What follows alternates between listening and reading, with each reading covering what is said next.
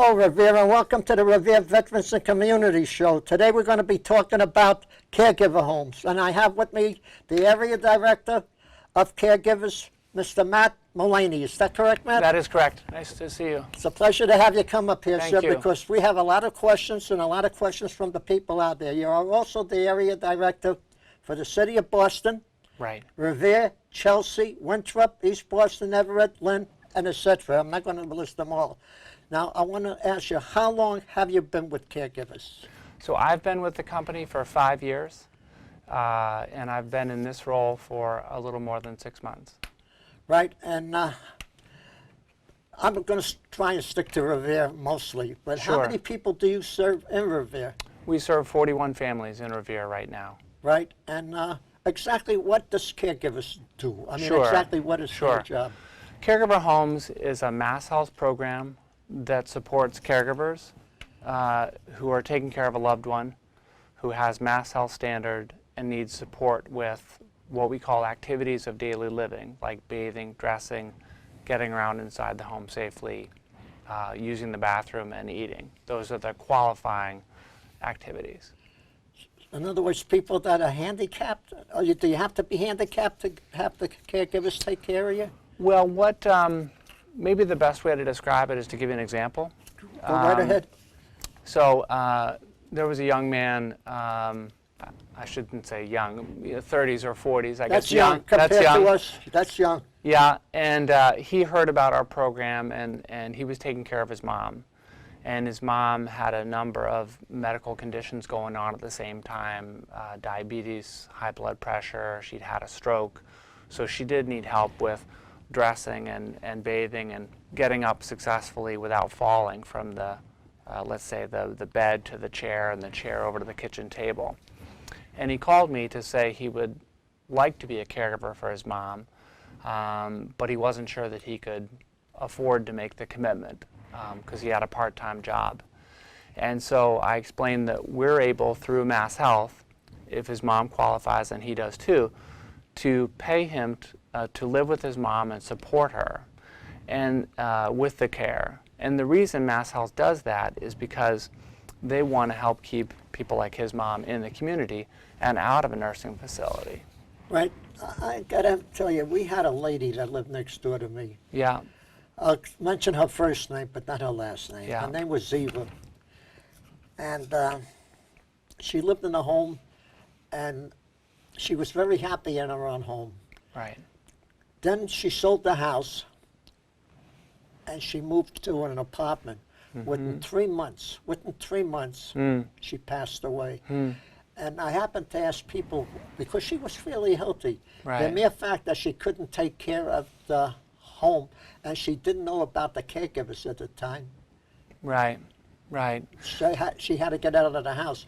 Now, a question that I have, I don't know if you ever came across this. The husband and the wife are both disabled.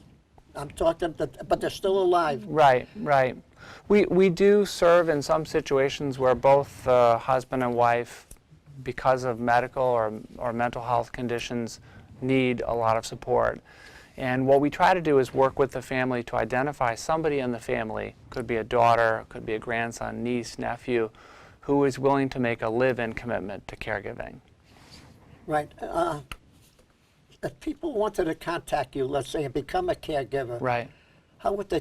Can you give them a phone number or Sure. email? Go right ahead. Sure. They could visit our website at caregiverhomes.com, or they could call 866-797-2333. And we can say that number again toward the end. Oh, yeah, we're going to repeat it about yeah. 3 or 4 times. We want to make sure everyone knows about that. Yeah. Now, you've been with the caregivers, you said 5 years. Yes, sir. How did you first get started, if I may ask? Well, I got started, I heard about the company from a guy I used to work with at Harvard Pilgrim Healthcare, who later went on to Blue Cross. And he said, you know, this company is doing some really interesting things in caregiving, and I think you ought to go visit with the fellow who started it, the guy named Byron Hensley, who was a Marine, by the way, Marine veteran. Thank you for your service, Byron. And so I went down and talked to Byron, and at that time we were very small. The word really hadn't gotten out about this option for caregiving. And to be honest, Morris, I had not experienced my own parents, getting older and needing more help at that time. Now, since that time, my stepfather, who was in Korea, was diagnosed with Parkinson's, and my mother is having some medical conditions as well. So I'm starting to see personally, what happens when these things start to unfold and how they impact the family. So I joined because they were doing some interesting work, and now it's become very personal to me. Oh, I was going to ask you, caregivers, they do the shopping for the people too as well? Yeah, the caregiver who lives in the home, like that son I was mentioning, Yep. is there to provide all kinds of support that are necessary for the individual to be as independent as possible in the home. So it certainly could mean shopping, it could mean getting somebody to doctor's appointments, going to the pharmacy to pick up their medications. And in the case of our program, it also means helping them, say, with getting dressed every morning. So the caregiver has to sleep in the house as well? Yes. Oh, 24/7? Right, they don't have to stay in the house 24/7, but they need to live in the home, and when they go out, let's say for grocery shopping, Right. let's say that mom doesn't want to go out grocery shopping at that time, they need to be safe in the home on their own while the caregiver is out, and we'll help figure out if that's possible and how to make it as safe as possible. Now, I got to ask you this question, because this came up at our senior center, by the Yeah. way. If there's a husband and wife living together, and let's Right. say the wife is the one that's not well, or vice versa, Right. can the spouse, either the wife or the husband, become a caregiver? Spouses cannot. In They cannot? Massachusetts, they cannot. And Yeah. can I ask you the reason for that? Is there any special reason? Well, I don't know. That's a policy decision, not one that we have Oh. made, but one that MassHealth and many other states have made. No, it's not only Massachusetts then. No, it's not only Massachusetts. I don't really know the reason for it, because I know a lot of spouses would be great caregivers and are great caregivers, like my mom was for my stepdad. But according to the state rules, it can't be a spouse or a legal guardian or the parent of a minor child. They cannot become caregivers. Cannot be caregivers as part of caregiver homes. We can't pay them to make a caregiving commitment. Right now. They could still be there and supportive and part Right, of the. but they because cannot it's be part of the caregiver program. not formally. Right. Okay. Right. Is there an age limit to become a caregiver then? In other words, is there a certain age limit? Yeah. To be a caregiver, you need to be 18 years of age or older, and to be part of the program, you can actually be as young as 16. And still be a caregiver? And be an individual who's eligible for the Like a program. volunteer caregiver? It No, wouldn't be a paid caregiver at 16, or would it? No, I'm sorry. So let's distinguish between the caregiver who's providing the support and care, Right. that's who we're paying, and who's getting a nurse and a social worker And how old do visiting they and have to coaching be? them. They have to be at least 18. Okay. Yeah. And so we've had some people who are grandsons and granddaughters who are caregivers in the program. And on the other side, the individual who is a member or consumer, patient, if you will, in the program, that person, we often think of older people needing support Right. with these kinds of things, but it can be a younger individual as well.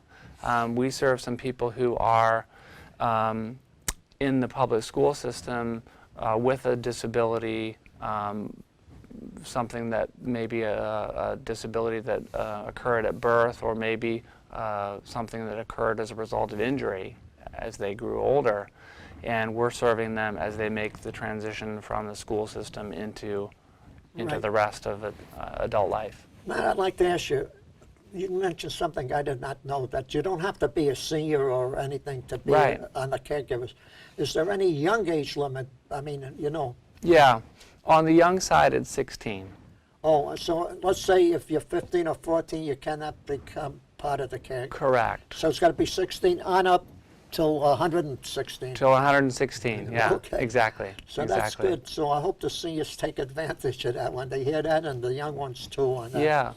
Yeah, and there are, as I said at the beginning, there are about 40 families, 41 actually in Revere, who are part of the program now, Right, with now- caregiver homes. A lot of people on our Social Security, let's say the seniors, Mm-hmm. or the ones that are younger, are usually on Social Security disability. But we talk something about the MassHealth standards. Now, Right. not everybody is on MassHealth standards, Correct. but you have to be on MassHealth standards to be part of the caregiver program? So to be part of the caregiver program, you have to be on MassHealth And standard. how do you get onto that? Well, oftentimes there will be somebody at a health clinic or hospital who can support you with that. If you call our informational number, we can also support you with that. Our number, as I mentioned earlier. Repeat that it's- again, you because bet. you're going to do it a few times. Sure, it's 866-797-2333. So that's the number, and we have folks who can talk to you about what it takes to qualify for MassHealth Standard if you don't already. And I should mention too, some people who qualify for MassHealth Standard have chosen to have their benefits provided through a managed care organization. Could you explain that a little Sure, more? and we also contract with those organizations. So they include Commonwealth Care Alliance, United Healthcare, Senior Whole Health, PACE of East Boston. We also contract with them. Right now, who pays for all this, if I may ask? Yeah, For all sure, that service? sure. Well, this program got its start because way back in 2005, the legislature here in Massachusetts, You mean, excuse me, it's only since 2005? right, That's only 11 years ago. Right, right. So just to go way back, as you know, 1965, Lyndon Johnson, right? He signs into law Medicare and Medicaid. Right.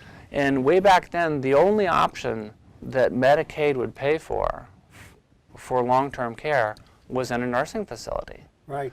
And people realized, you know, as soon as the ink was dry, that, hey, people don't want to go to a nursing facility all the time. In fact, most of the time they don't.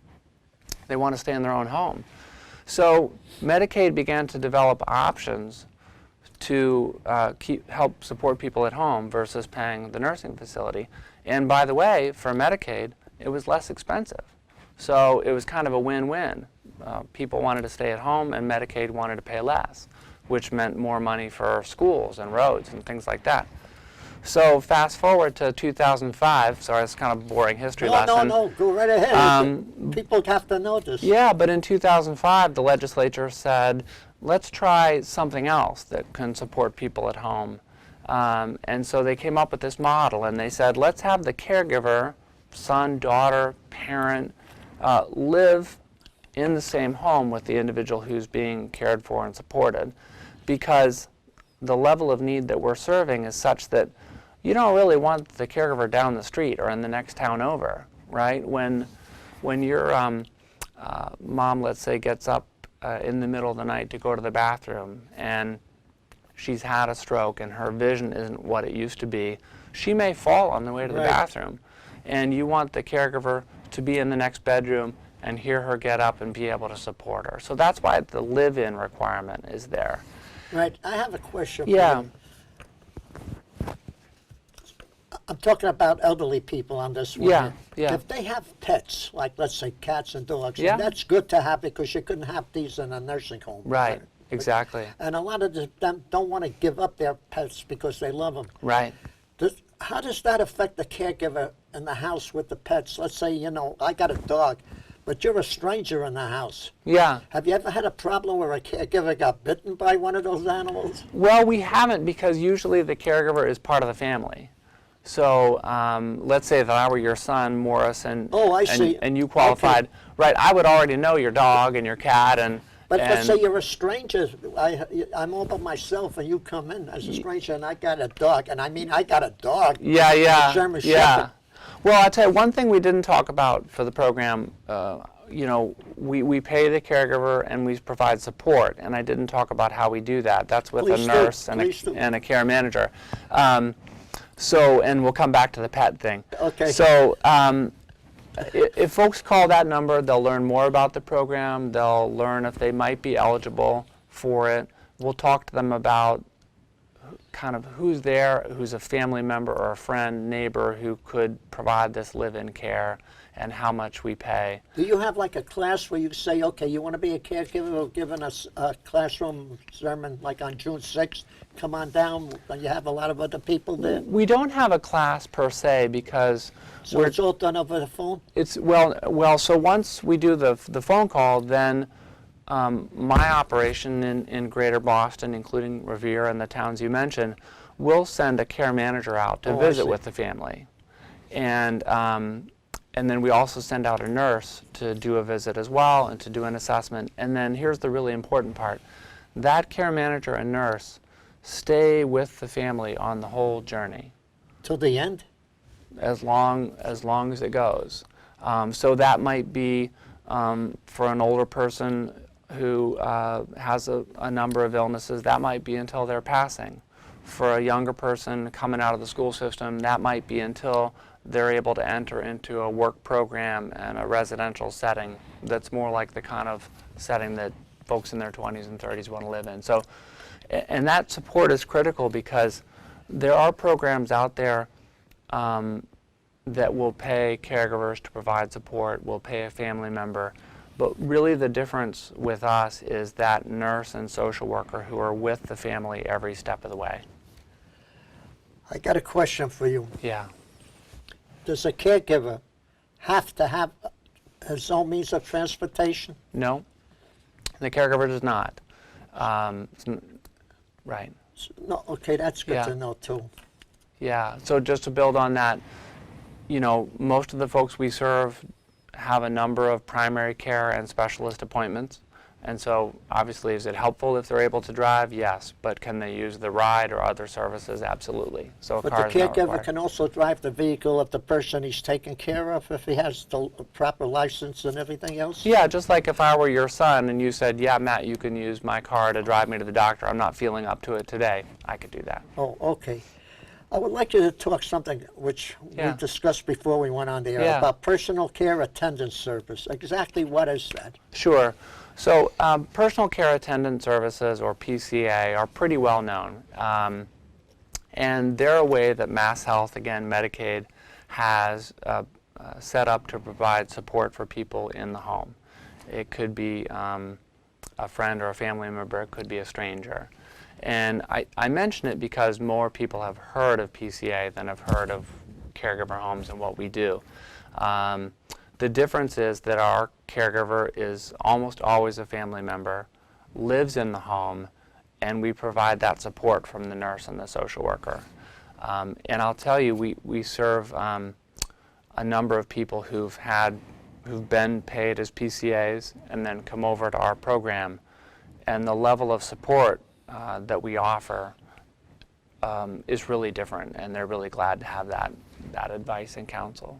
Right. Another question I'd like to ask you, if you Yeah. could talk about, is some of the cases that you've come across, which may not be ordinary. Could you elaborate on that a little for us?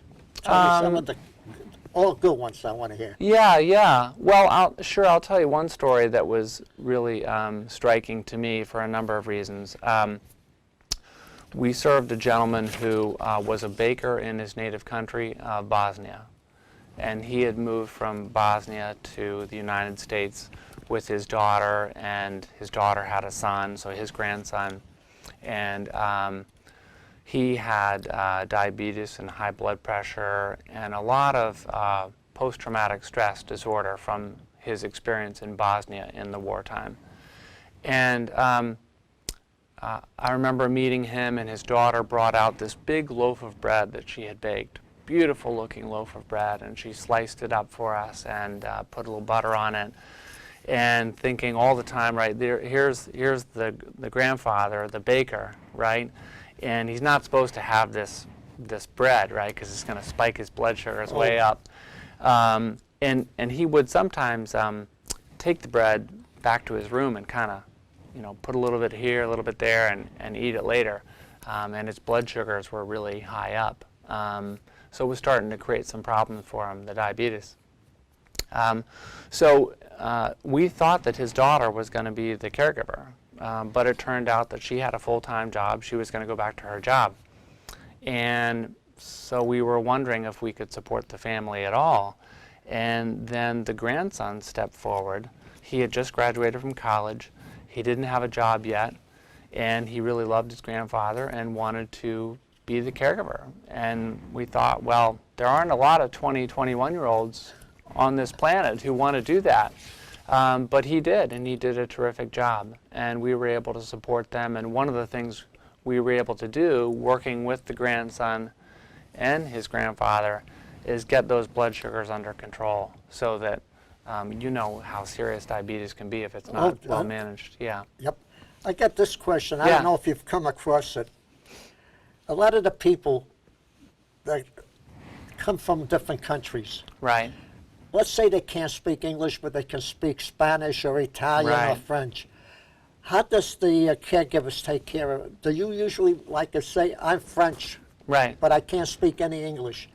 Do you make sure that my caregiver can speak French, or Absolutely. so you match Absolutely. languages for what the person? Right, and usually, again, it's usually a family caregiver, so they already know the language. But let's say you don't have a family. Yeah, so if it's not family, we would definitely want to match The language. language and all kinds of things, right? We don't want to go back to the pet example.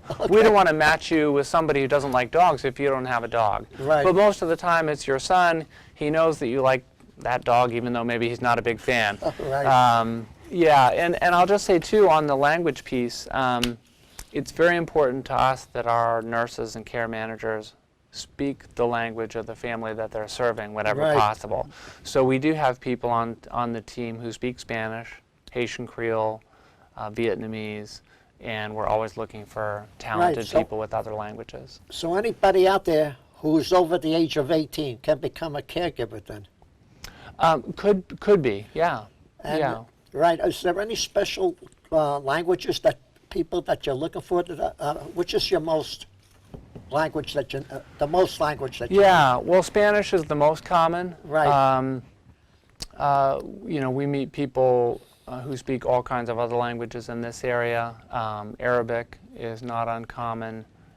Some Haitian Creole. Here is something for you. Yeah. We have a lot of nice Muslim people in the city of Revere. Yeah. And they don't eat the same kinds of food, let's say like the Christians or the Hebrews or Right. the others do in there, because pork is not. Does the caregiver have to cater to their needs, like they say, their religious needs, or the caregiver doesn't go by that, or he does? Yeah, the caregiver should, right? Oh. Because we want to respect the culture and beliefs of the individual. Just like I wouldn't make you pork chops if I know you hate pork chops, right? But I love them. You can make them. All right. Yeah, absolutely. That's part of. Oh, I see. So part of you what try we to do. make, like if you had a Muslim family, you try to get a Muslim caregiver to take care of them. Right. And if you had an Italian, et cetera, et cetera. Exactly. And to go back to the example of the grandson, Yep. they were Bosnian. They happened to be Bosnian Muslims. And so the grandson, you know, was part of that culture. So Right. he was already doing those kinds of things. The only thing I used to say when I worked in the Middle East in 1983, I believe it was, I used to hear on the minaret in the morning, they would call to prayers 5 times a day, and Yeah. and they take a siesta in the afternoon. I don't know how they do take a siesta when everybody's yelled to come on down and do Yeah. the prayers. Yeah, I don't Right. know. Oh, and that's another question. Yeah. The religious, in other words, if the person has a certain religion, the caregiver should match that religion to them, because he might have to take them to church or a mosque or a synagogue or wherever. So you usually try to match that up to them. Yeah, the caregiver doesn't have to believe the same thing No, that but he would the take 'em there. person does. Yeah, Yeah. but he would take them there. Yeah, and I think, you know, you've mentioned matching a few times.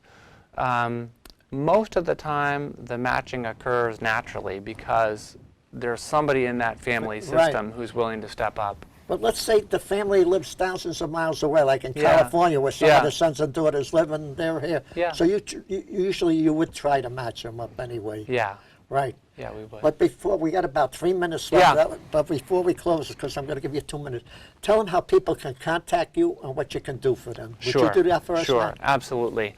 So folks can call our number, 866-797-2333. Do you have an email that you'd like to give them to? Sure. I can give them Mullaney, that's MMULLANEY, at caregiverhomes.com. So they can email me directly on that email. Or And they you can would respond back to them. exactly, or they can call the 866-797-2333. And what will happen is that person or me will take a little bit of information. If it looks like they might qualify, we'll have a care manager visit with them out in the home. And if they decide to go forward with the program and they qualify, then what they receive on a monthly basis will be a tax-free stipend. That's how the payment comes, and also visits from a nurse and a care manager who will Did you coach say and support tax-free? them. Yes, I did. So that means they can be working like at night and have another job and still do the caregivers? Probably not, Okay. because They got to be there 24/7? they don't have to be there 24/7, Okay. but we're looking for a big commitment, because the people that we serve need that level of support.